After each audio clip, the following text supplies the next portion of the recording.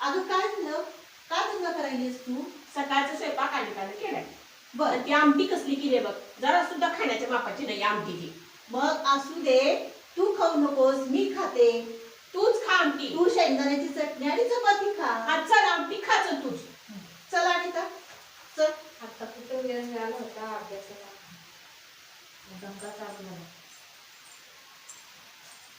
कुठे आहे आमटी? हे बघ ह्या पातेल्यात आहे आमटी बघ.